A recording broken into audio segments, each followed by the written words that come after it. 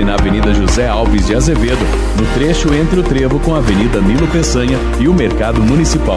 Essas ações reforçam o nosso compromisso com o município. Águas do Paraíba, a vida flui melhor por aqui. Baixe agora o aplicativo do Laboratório Plínio Bacelar e acompanhe os resultados dos exames. Verifique seu histórico, agende atendimento domiciliar do laboratório ou da vacina. Saiba a localização e horários de atendimento das unidades e muito mais. Na sua lojinha de aplicativos, basta digitar Laboratório Plínio Bacelar e baixar tanto para Android quanto iOS. Aplicativo do Laboratório Plínio Bacelar. É grátis, é prático, é para você. Começa agora o Folha no Ar, primeira edição.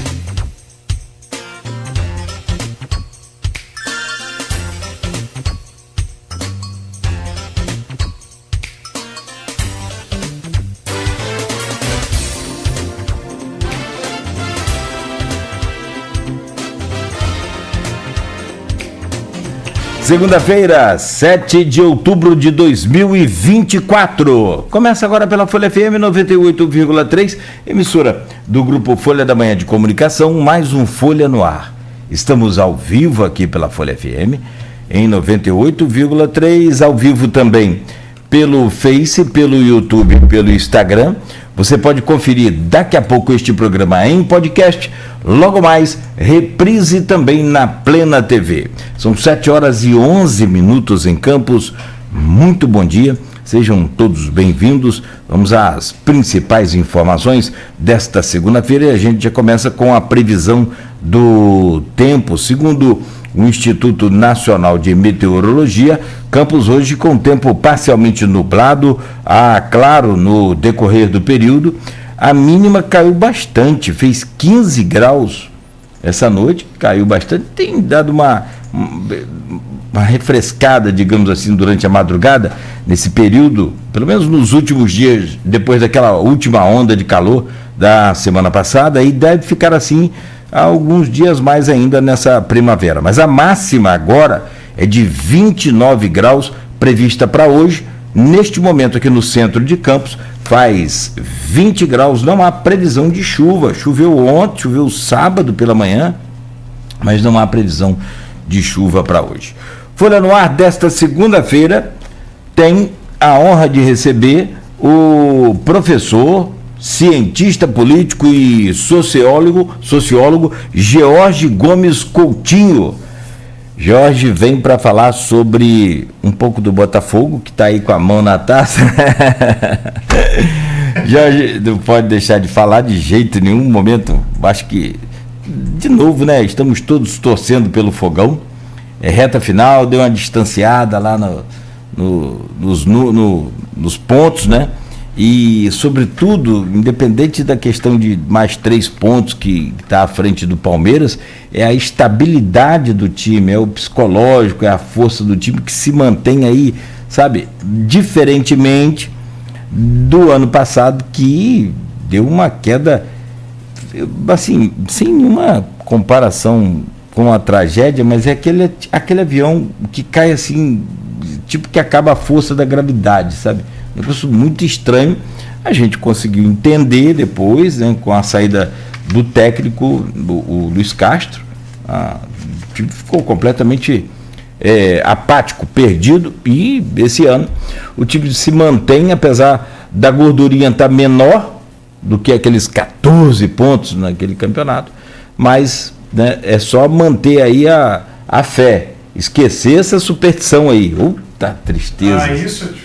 É difícil, né, Jorge? Com botafoguense é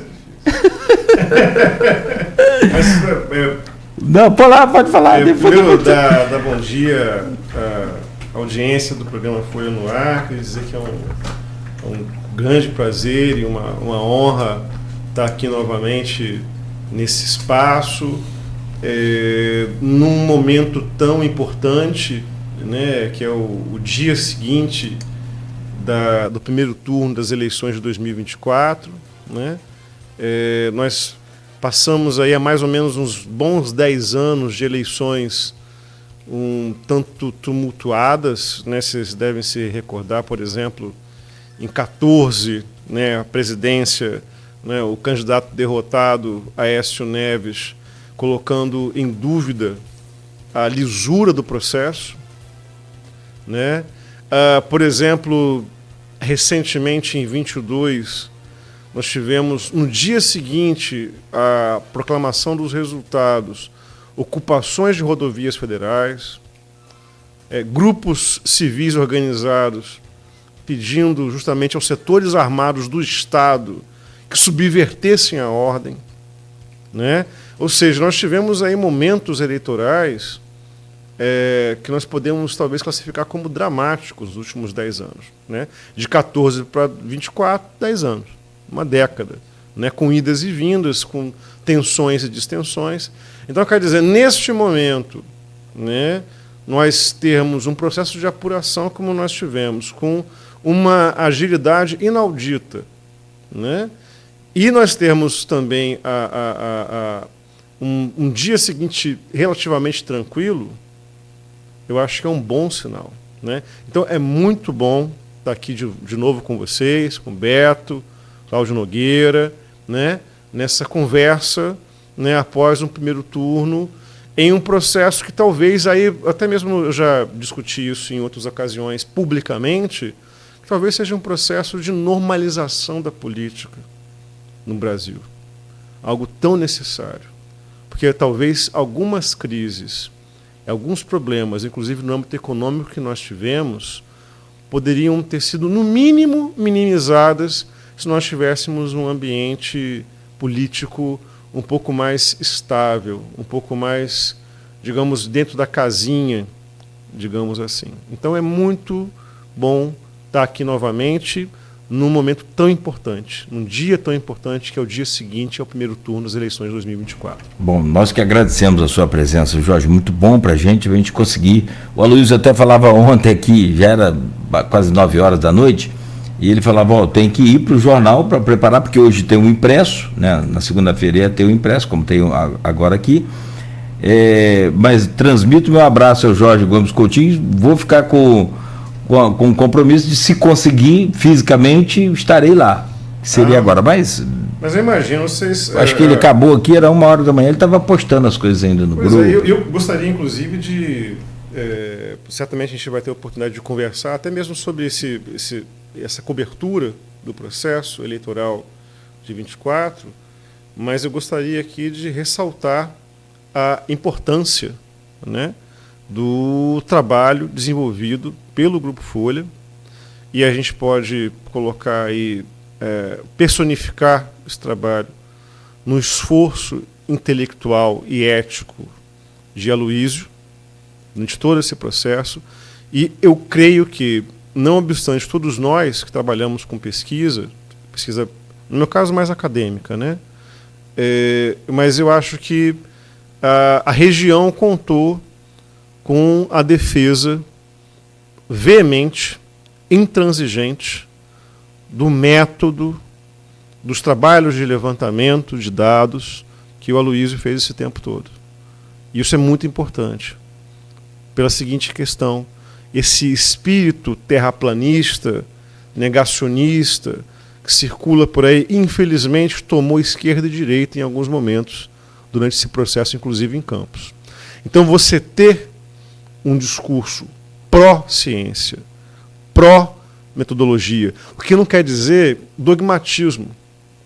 Que a gente pode discutir, por exemplo, falhas metodológicas, a gente pode discutir problemas de construção de margem de erro, né? Inclusive o William Passos, que está sempre aqui conosco também, conversando sobre, é um interlocutor importante também no campo de metodologia quantitativa de dados, né? A gente pode fazer todos esses debates. Mas agora, simplesmente o negacionismo não é bom. Não existe, inclusive, aí, trasladando a questão eleitoral, né, não existe nação no mundo que se desenvolva com discurso de negação da ciência. Não existe. Hoje é impossível. Impossível.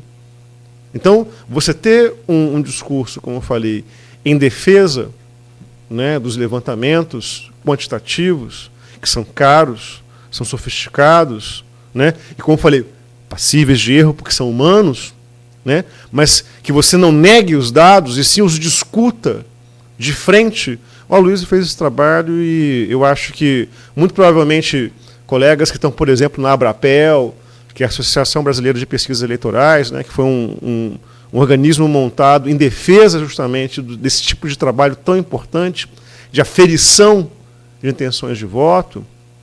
Eu acho que a Aloysio fez uma representação muito bacana nesse sentido, então eu gostaria de parabenizá-lo e parabenizar vocês e ao Grupo Folha eu acho, talvez, pela cobertura séria e ética, né, e cientificamente informada, né, que nós tivemos durante esse processo de 2024, que findou para nós em Campos ontem, tal qual nós já havíamos discutido há meses antes de nós finalizarmos o pleito. Palavras sem retoque, e de forma muito particular, e aí eu fico muito à vontade para falar, porque falaria também se fosse o contrário, ou não estaria aqui se fosse o contrário. A ética do Aloysio é um negócio impressionante, o compromisso dele com a verdade é um negócio assim, assustador. Ele é inegociável, ele é intransigente com relação a essa questão de verdade, e ele não tem pressa para anunciar a notícia, ele tem firmeza, ele tem fonte segura para informar a notícia. Então isso é bem diferente. E sabe, Jorge, você falando em terraplanista, me causa muita, não é surpresa, nem revolta, me causa assim muita estranheza ver Eu entendo esses canais aí, principalmente que não tem compromisso com absolutamente nada, vai para a internet, cria-se um canal, vai lá e a qualquer clique que você der, sai uma notícia ali de qualquer maneira. O cara confunde ponto percentual com porcentagem. É tipo você confundir arroz com feijão. Assim, barbaridade.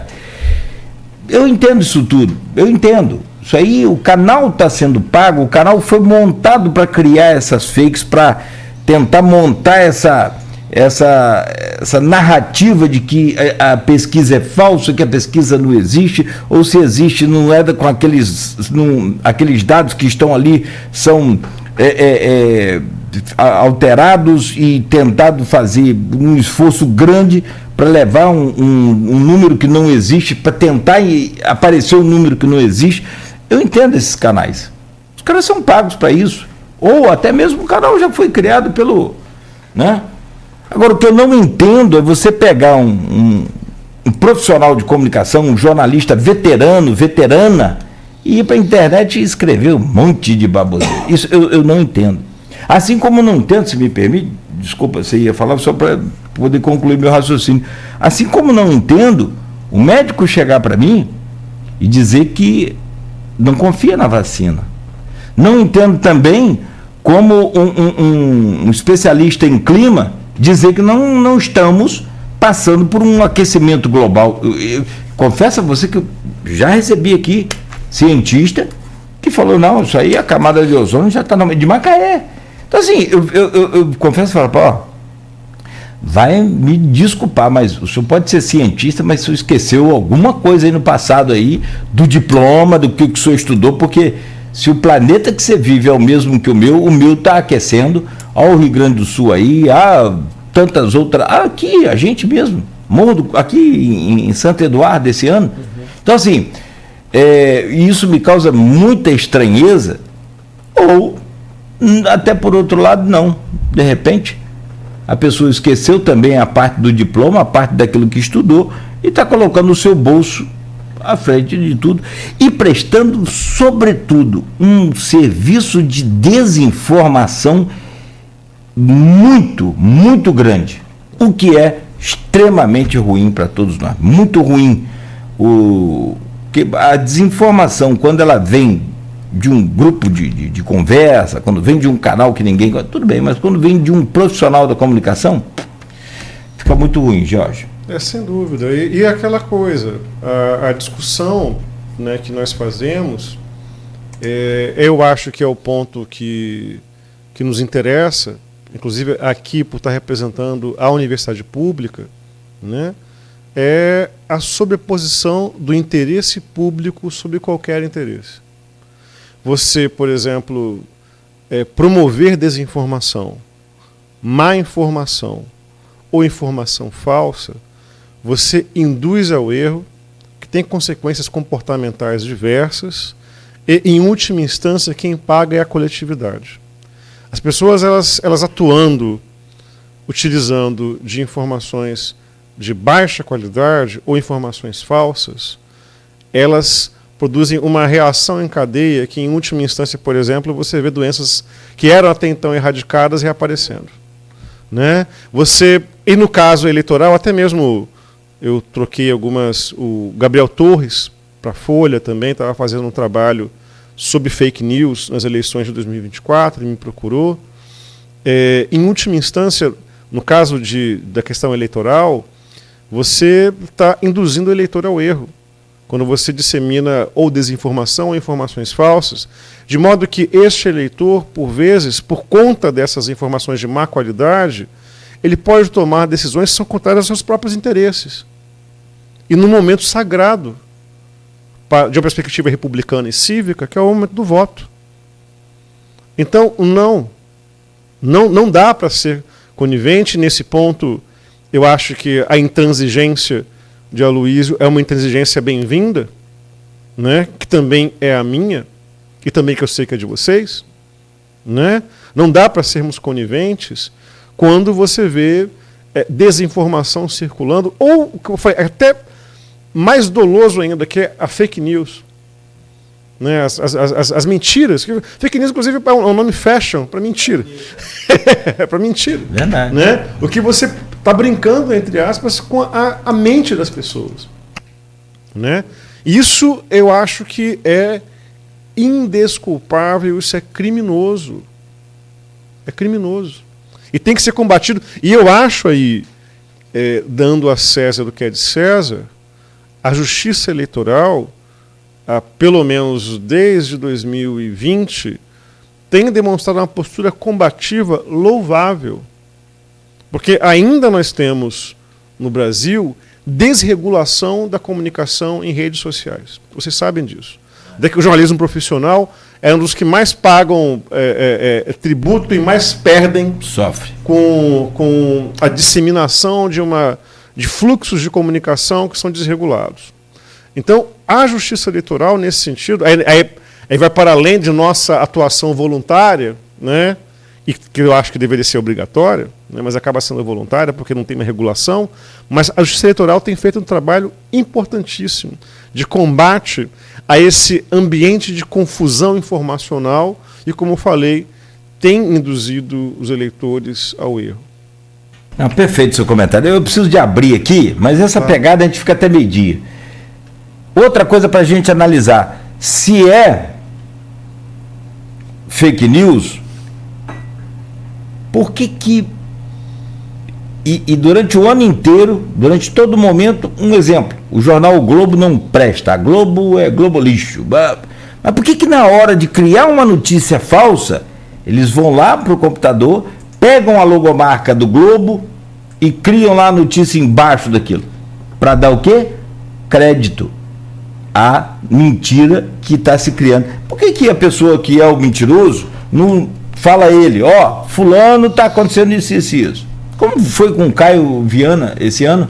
Criaram uma fake com a manchete do Globo que ele estava sendo preso por falta de pensão. Quer dizer, cara, tipo assim, por que não foi você pro seu canal, criou com o seu nome, quem está falando aqui é fulano de tal, fulano vai ser preso aí. Por que usou o Globo que não presta, o Folha de São Paulo que não presta? Então você vê que está tudo errado. Você vê que tem um monte de pegada para a gente combater esse tipo de situação com a gente mesmo, não precisa nenhum órgão fiscalizador, o próprio povo tem que estar ligado nisso. Pois é, mas essa é uma questão, Nogueira, que ela é complexa por conta do ciclo de consumo desse tipo de informação. Porque se trabalha com você disparar aquele conteúdo, disseminar em grande quantidade, né, para produzir um efeito imediato em um público que não faz tratamento crítico daquela informação. Né? Então, essas contradições que você aponta aí, para o público que está consumindo aquela informação naquele exato momento, elas não entram, porque o que você está fazendo no seu discurso olha, vamos dar um tratamento crítico a isso que nos chega, né? Mas muitas das vezes, como eu falei, o que há nesse processo contemporâneo de comunicação é aquilo que a gente chama de confirmação de viés. Ou seja, o consumidor desse tipo de informação, que não vai fazer esse tratamento crítico que você está sugerindo, ele quer a confirmação do viés. Se, por exemplo, ele não vai ele não tem simpatia, digamos, por um político qualquer informação, aí tão pouco importa se ela é verdadeira ou falsa, mas que venha, por exemplo, a colocar a imagem daquele agente como moralmente menor ou imputando algum crime, o cara já vai comprar a informação. Entendeu? Porque ele está vivendo uma outra coisa, né, que é a vida dele ideológica ali. Ele quer ver a confirmação daquilo que ele acredita, e essas disseminações de informação são um pouco que um espelho desse universo imaginativo de uma parte da população. Entendeu? Aí, nesse sentido, porque depois provavelmente a gente vai acabar conversando a respeito, né?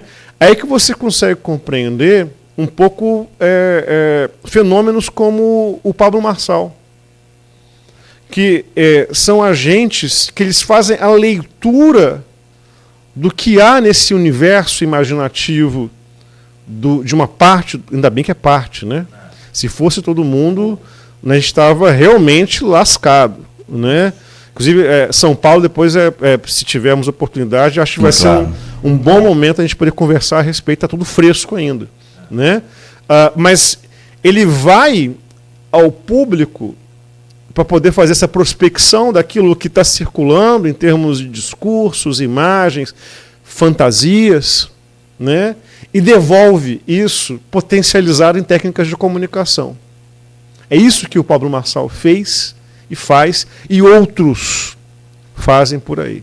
É entregar aquilo que aquele agente, aquele cidadão quer ouvir. Aí há um processo de sedução, né? Mas que nós bem sabemos, às vezes a sedução ela pode trazer uma série de prazeres, uma série de bons encontros, mas às vezes também pode levar os sujeitos às ruínas, né? Daquele processo. Então é complicado. Por isso que eu acho que os órgãos fiscalizadores eles têm um papel crucial.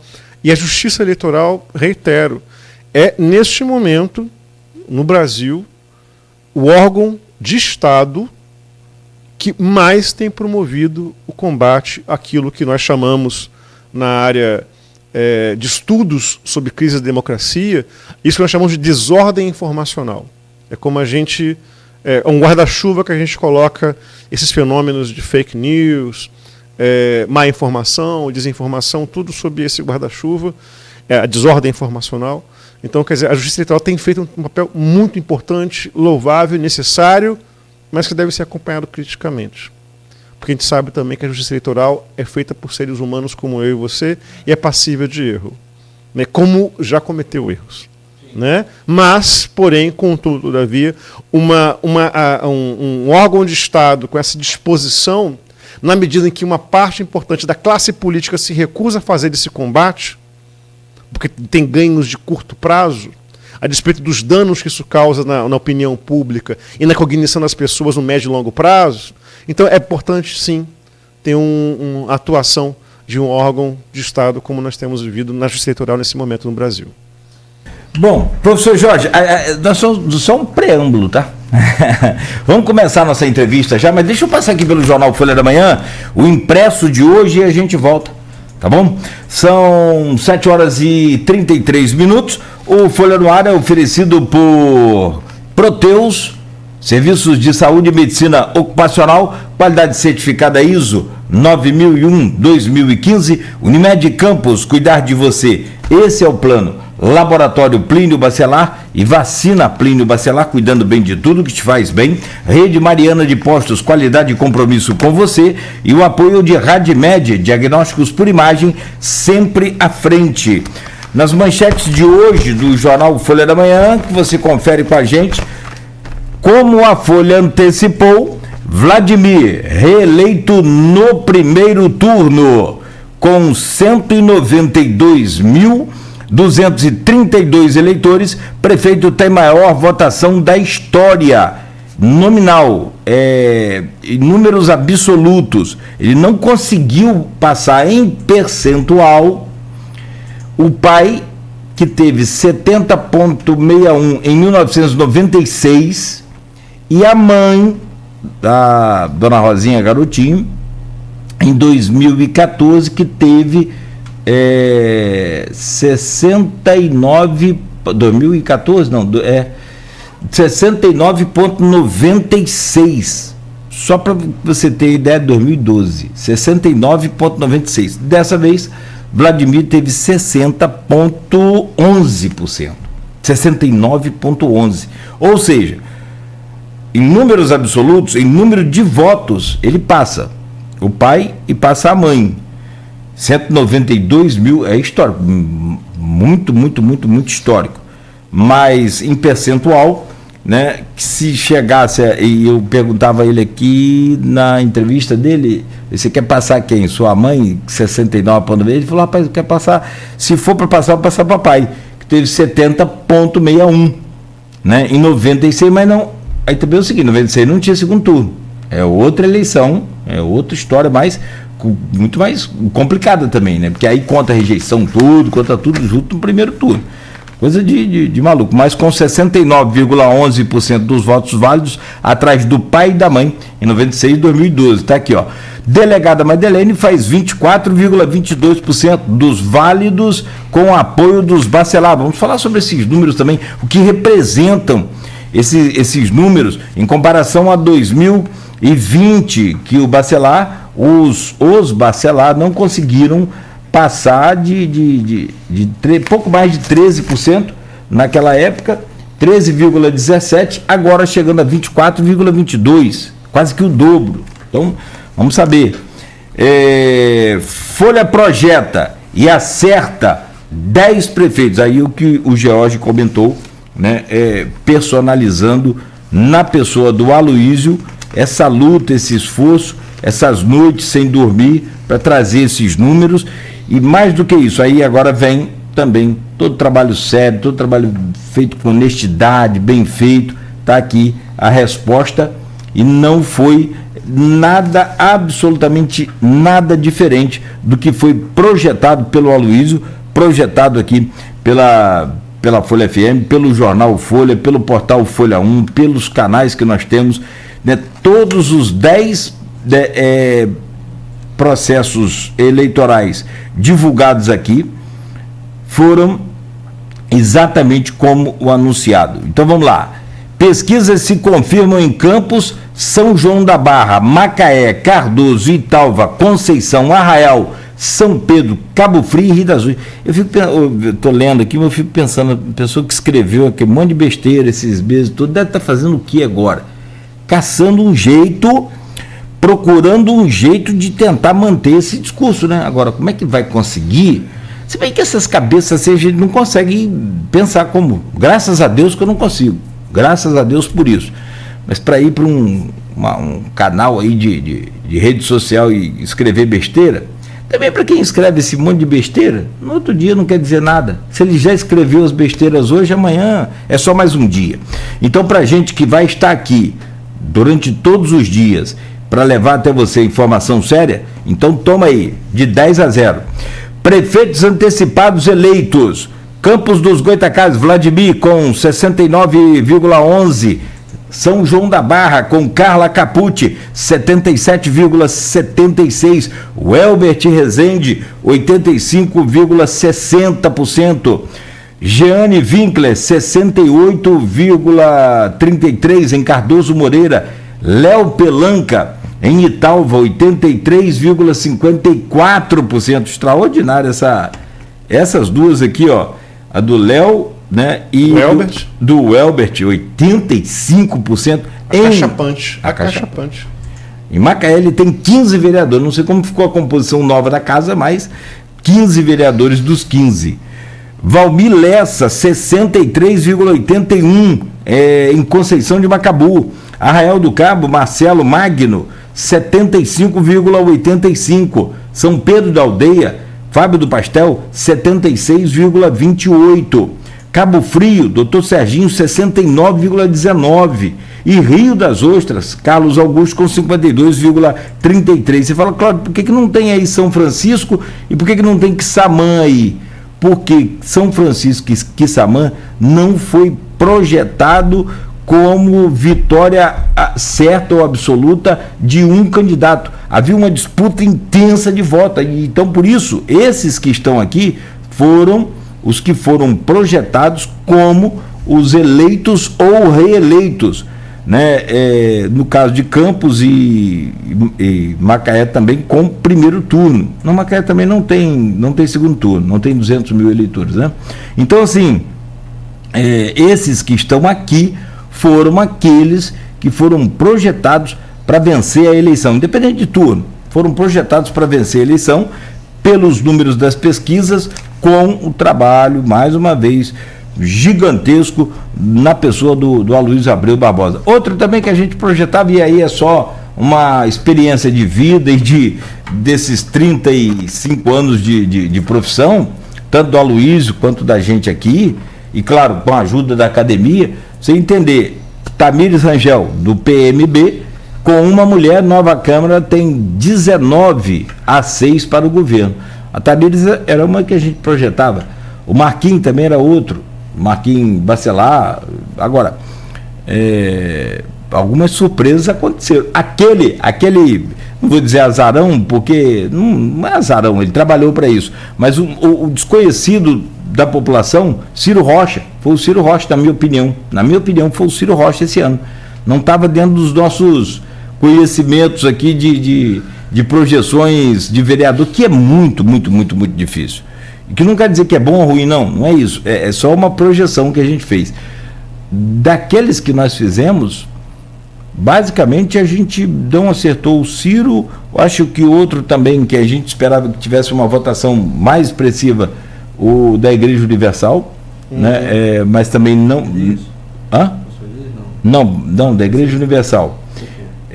Anderson de Matos. Não, a gente projetava talvez 6 mil votos. Isso numa conversa aqui informal, digamos assim, nada, porque não tem pesquisa para proporcional.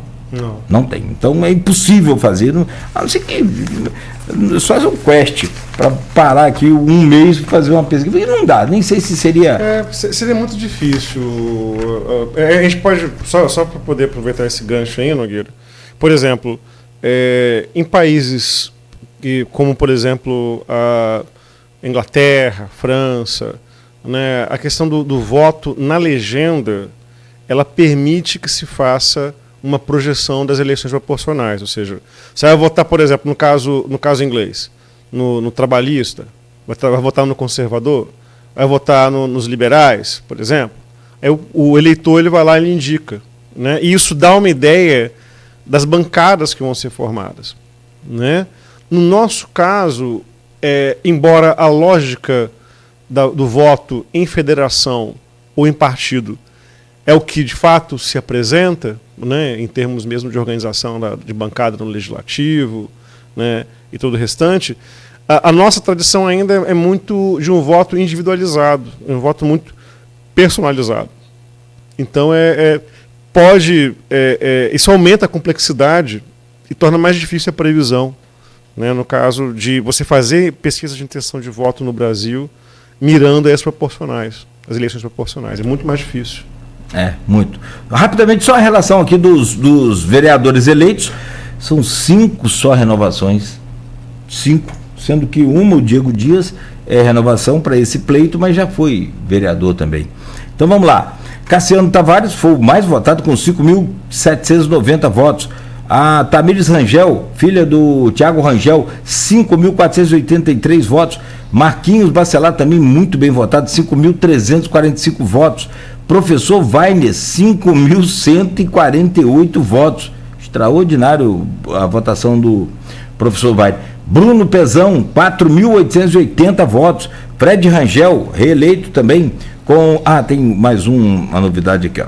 4.666 votos. Paulo Coté, essa é novidade. Novidade, mas não surpresa, que pra gente foi colocado na lista aqui pelo Aloysio. Então, 4.568 votos. Fábio Ribeiro, 4.483 votos. Rogério Matoso, 4.325. Marquinhos do Transporte, 4.232 votos. Maicon Cruz, 4.138. Nildo Cardoso, 4.106 votos. Subjackson, também é uma novidade nessa composição, mas já foi vereador também, está de volta a casa. Mas não deixa de ser renovação, né? Pode dizer assim. 4.088 votos. Anderson de Matos, 4.058 votos. Silvinho Martins, 3.904 votos. Dandim de Rio Preto, reeleito também, 3.775 votos. Dr. Abdo Neme, reeleito, 3.712 votos. Leon Gomes, reeleito, 3.712. Dudu Azevedo, esse eleito, é novidade, pela primeira vez, 3.661 votos. Ciro Rocha, também eleito pela primeira vez, 3.578 votos. Cabalon Cimar, reeleito, 3.371 votos. Marciano da Farmácia, reeleito com 3.157 votos. Juninho Virgílio, do Podemos, reeleito com 3.154 votos. Diego Dias, eleito, mas já foi vereador, com 2.977 votos, extraordinária votação. O PDT fez 1, 2, e para fechar, pastor Marcos Elias, 2.529 votos. O PDT fez 1, 2, deixa eu ver se fez mais aqui de 2. Pelas minhas contas aqui, rapidamente aqui olhando, 3 vereadores. Caba Loncimar, Diego Dias e Leon Gomes. Rapaz, o PDT é campeão. E o PT e o PSOL não fizeram. Mas nós vamos chegar lá. Jorge Gomes Coutinho, me diga aqui sobre esses números, o que você consegue entender e ler. 192.232 votos para o prefeito reeleito Vladimir Garotinho. E aí eu vou trazer todos os números para você analisar.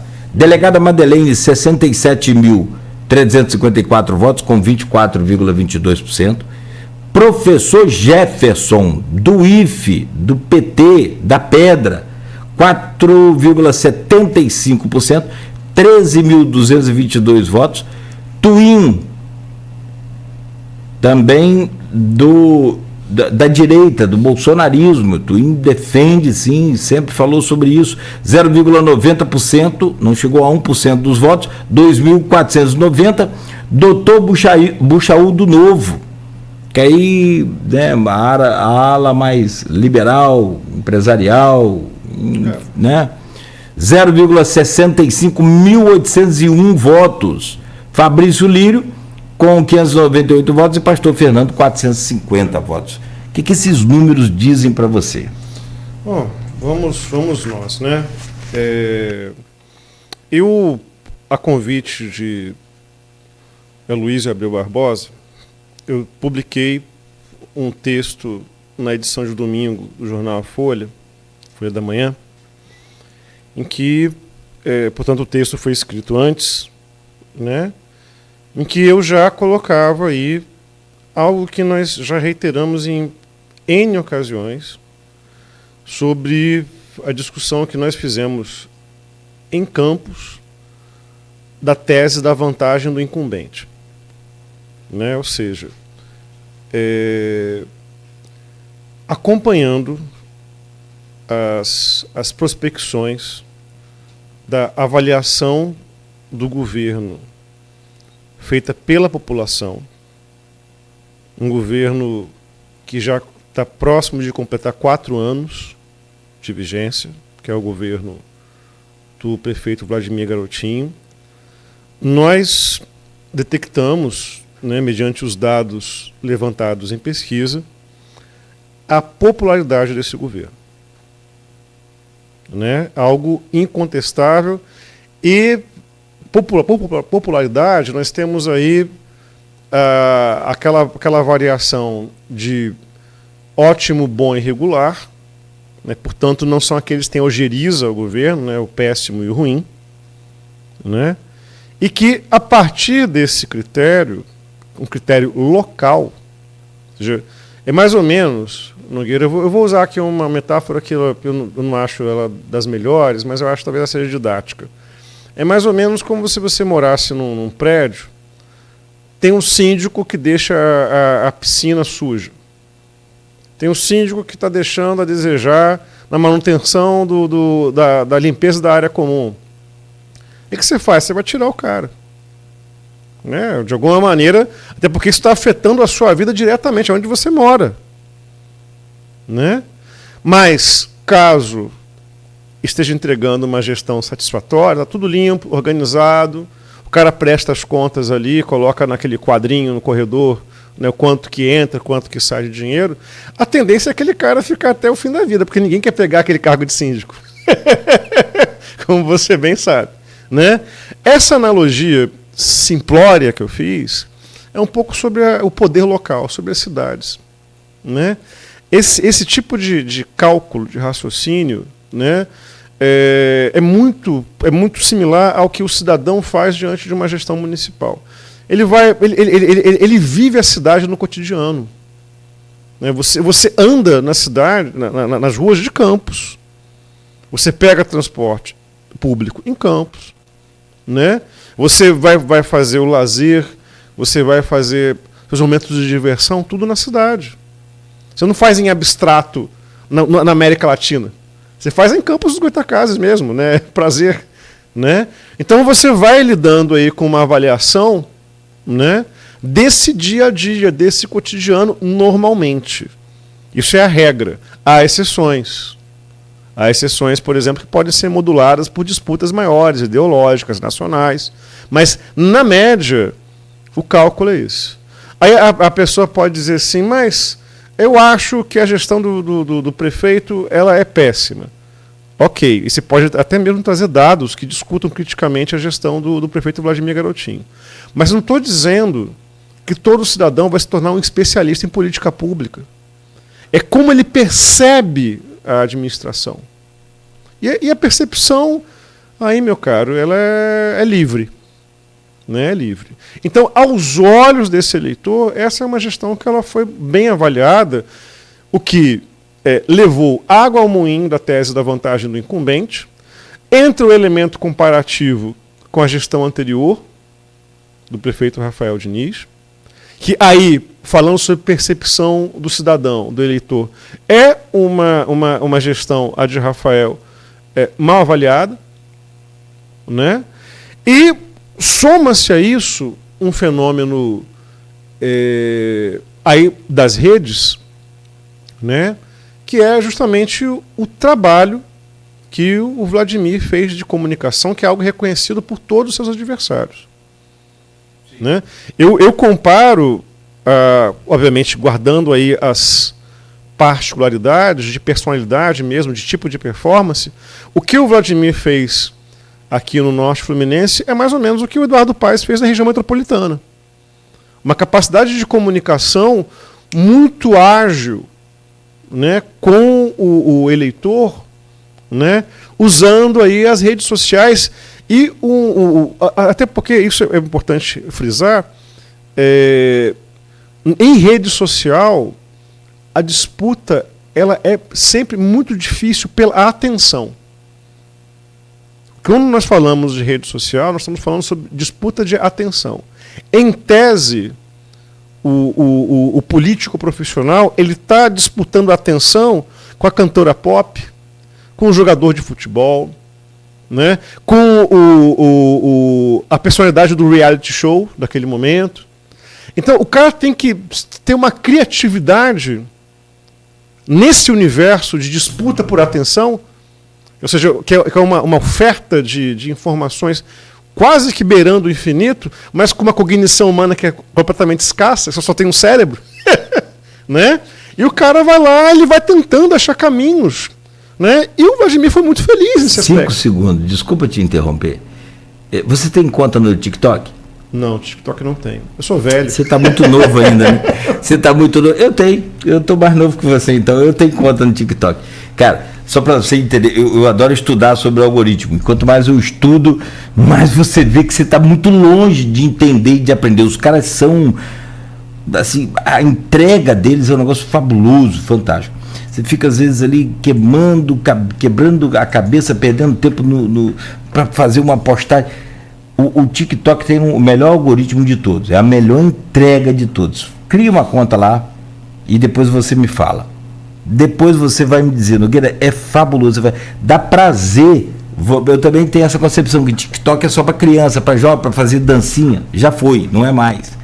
O Face, literalmente, já foi, né? Ficou muito passado, está quase que virando o Orkut. O Instagram tem uma entrega também muito boa, mas ele é meio que, em relação ao TikTok, ele é meio que evasivo. Ele dá uma coisa que é você postar no Story, outra coisa é você postar no feed, outra coisa é você postar no Reel. Então, assim, é bem complicado você lidar com o Instagram e ganhar engajamento e o TikTok. No dia da entrevista, e sobre o TikTok, você vai lá nos seus vídeos, depois você vai ver. Os meus chegam a 7 segundos. A maioria com 7 segundos muda. É impressionante, cara. 7 segundos é muito pouco tempo. Então, assim, o Vladimir mostrava aqui no seu Instagram, você vai ali também numa opção ali que te mostra os vídeos, quantos acessos você teve no mês todo. Vladimir dele tinha 12 milhões de acessos em 30 dias. 12 milhões de acessos. Vou refrescar a cabeça de algumas pessoas. Campos tem 511 mil habitantes. Uhum. Então dá 12 vezes mais o número da população. 11 vezes mais o número. Mais? 12 vezes mais. Dá mais? 10 vezes daqui 5 milhões, 20 vezes 10 milhões. Mais de 20 vezes. Mais de 20 vezes. Por aí. Olha aí que doideira. Mais de 20 vezes. E esse é um ponto que ele evidentemente, ele não é o único, mas ele influencia processos de tomada de decisão do eleitorado. E eu vou colocar aqui também um ponto, Nogueira, olhando os adversários, né, que o Vladimir ele lidou com... na verdade, foi uma eleição plebiscitária, né, como a gente já conversou em várias ocasiões. É uma eleição, dado que era um processo de reeleição, né, de aprovação ou não da gestão. Ponto. Tá? Agora, em anexo a isso, o que a gente pode dizer é que o prefeito ele trabalhou nos últimos quase 4 anos, construindo uma imagem de gestão. A questão é, e os adversários?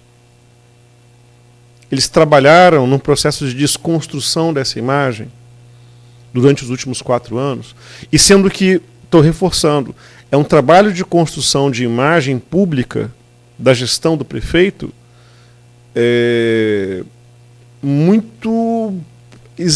foi feito com muito esmero esse trabalho, né? Você vê, o prefeito ele fez questão de ser um divisor de águas em termos de gestão com relação ao governo Rafael Diniz. Ele construiu bordão, ele construiu personagem, ele construiu tipos de interação com o público que soam espontâneos, né?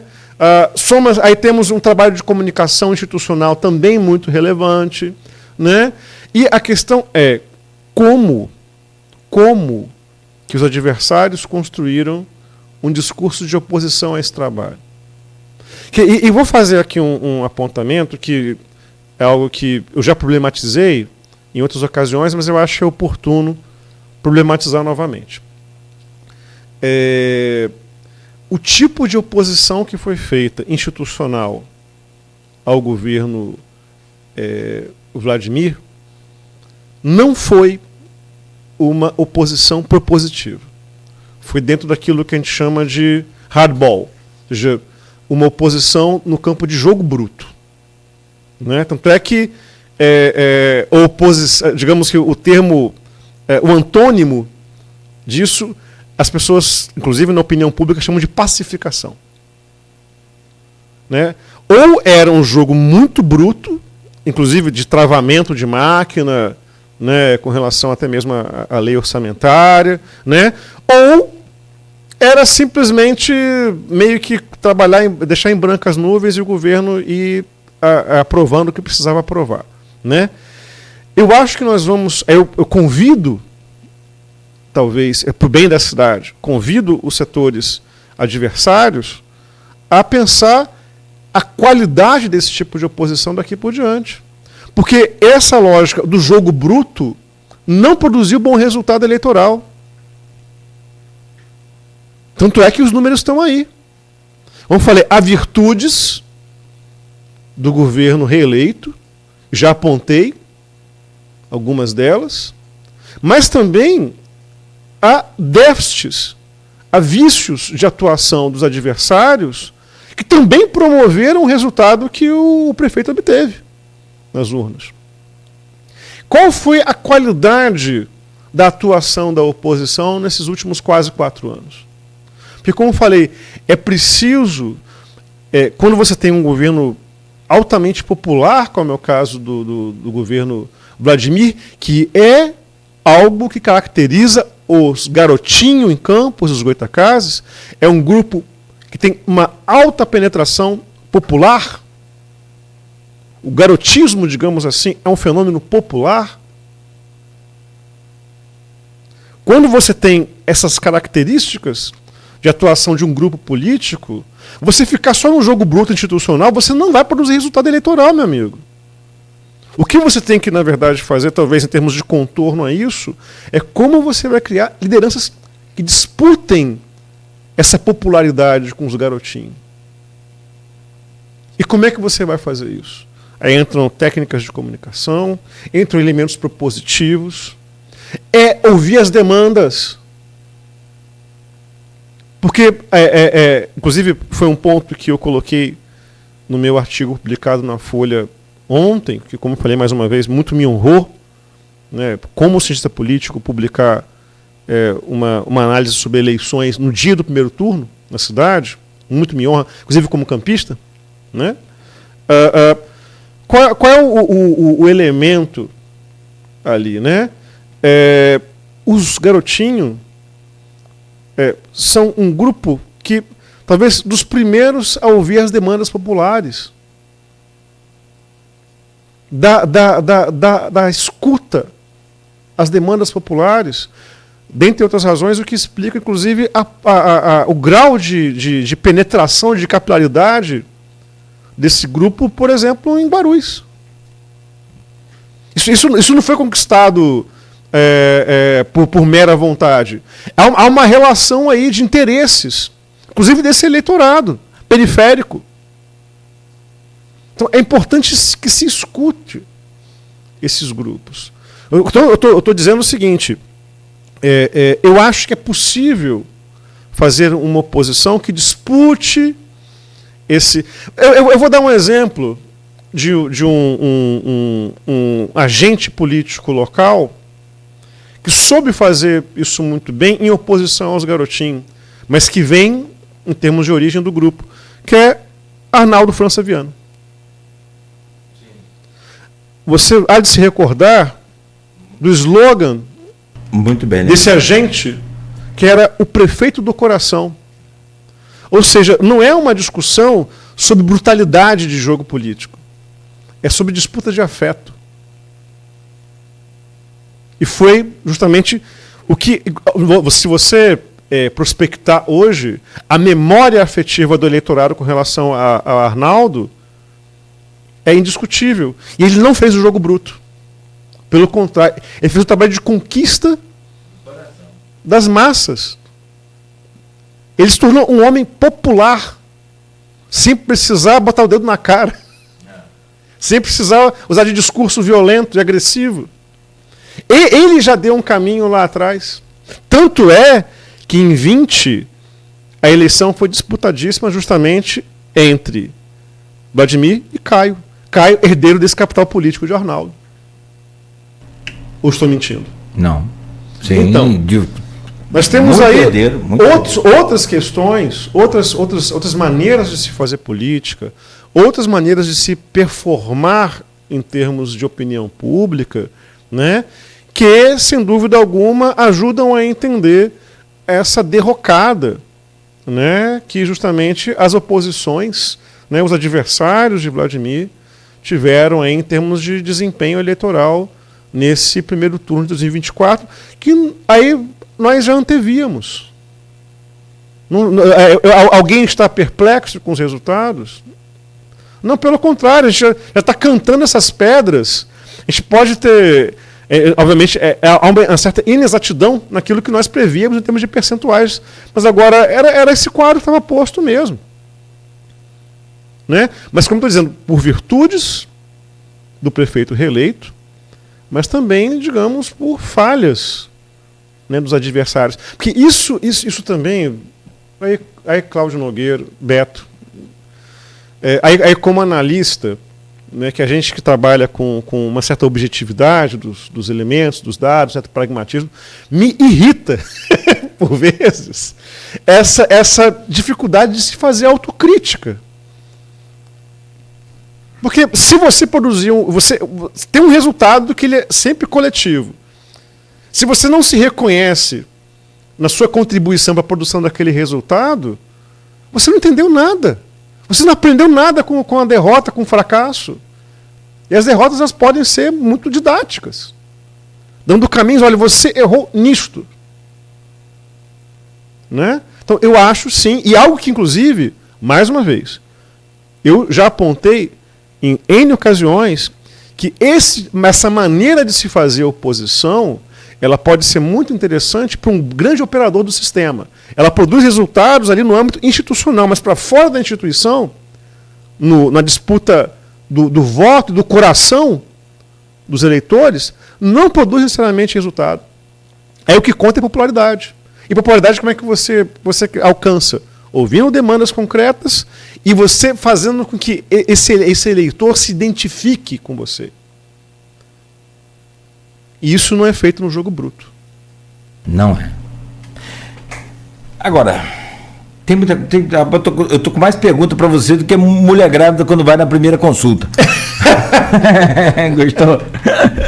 Eu tenho muita pergunta, cara. Mamãe de primeira viagem. Tem pergunta aí, por exemplo, baseado nisso que você falou, o jogo bruto, mas houve um crescimento dos bacelar em relação à eleição passada. Aqui podemos atribuir isso, mas eu preciso fazer um intervalo. Claro. E há uma expectativa muito grande, sobretudo, eu não sei se eu estou certo ou errado, mas nessa consulta que eu lhe faço hoje, não como gestante, quem sou eu para ter essa capacidade, muito menos essa virtude, eu acho isso muito fantástico. Biologicamente, aqui nessa sala, ninguém tem essa capacidade. Não sei, Beto, mas... mas assim, cara, tem muita gente esperando, e acredito que talvez eu esteja certo, não sei, é só uma suposição, e suposição pode dar errado, esperando você falar sobre a esquerda em Campos. Claro. Esperando muito, porque a direita, eu acho que você já deu uma pincelada boa, que é isso que está aí, é o bolsonarismo vivo cada vez mais em Campos. Tanto no Vladimir, que teve o apoio dos filhos dele, teve o apoio não teve o apoio explícito do Bolsonaro, mas por telefone, e ele falava aqui com a gente, das conversas dele com o Bolsonaro. Até na questão do PL, que teve aquela briga com o Garotinho queria o PL, estava costurando, de repente o Vladimir já pegou o PL por cá, por baixo, para não dar choque entre ele e Bolsonaro lá em cima, enfim. E é a direita, não sei se ultra radical ou se radical, mas é a direita, que a gente não consegue definir muito o Vladimir, se ele é de direita ou de esquerda. Nós vamos perguntar isso, já perguntamos isso a ele passeia bem nos dois campos para conseguir trazer. Acho que todos nós, eu não sei afirmar assim você, mas todos nós,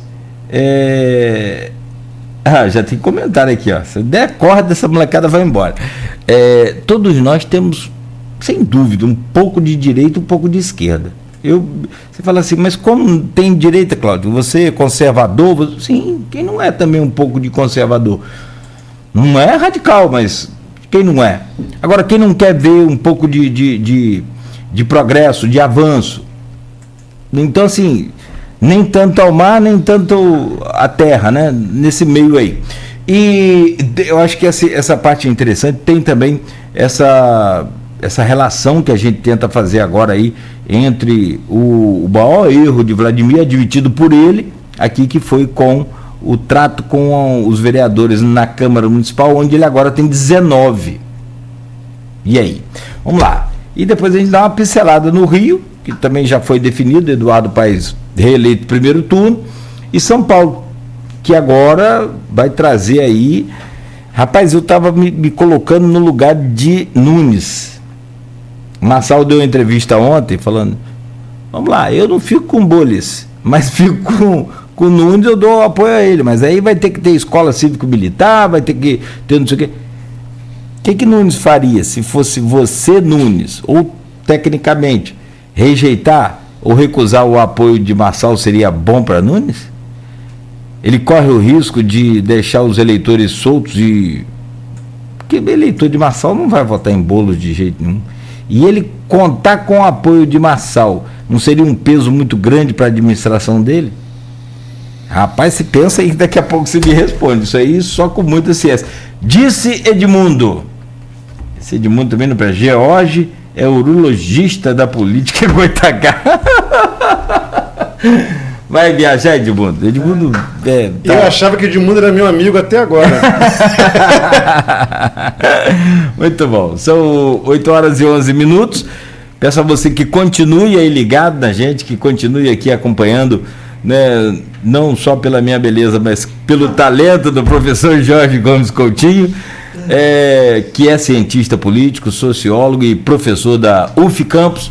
A gente volta logo após o fechamento e, claro, vamos falar também dos vereadores, essa coisa toda. Agora, é preciso também a gente analisar, e a ciência política pode fazer isso, na verdade a gente tem assim, uma clara evidência de uma extrapolação de gastos de recursos pela campanha da Madeleine. É notório, é público, não tem... mas Cláudio, isso aí nós conseguimos. Sim, não estou aqui pedindo para me prestar conta, só estou registrando que a campanha dela teve os erros que a gente comentava aqui ontem, mas ela também tem uma performance muito particular nisso tudo aí. E aí eu só vou dar minha opinião daqui a pouco, mas acho que ela sai muito vitoriosa nisso, como Madeleine, não como candidata dos Bacelar. Daqui para frente ela tem um capital político dela. Agora, também levando em consideração essa injeção de recursos aí na reta final, que não é novidade para ninguém. São 8h12 em Campos, então pausa rápida aqui para a gente voltar a conversar, mas bem rápido, para a gente continuar essa conversa com o professor Jorge Gomes Coutinho, no oferecimento de Proteus, Unimed Campos, Laboratório Plínio Bacelar, Vacina Plínio Bacelar, Rede Mariana, com o apoio de Radmed Diagnósticos. E nessa saída agora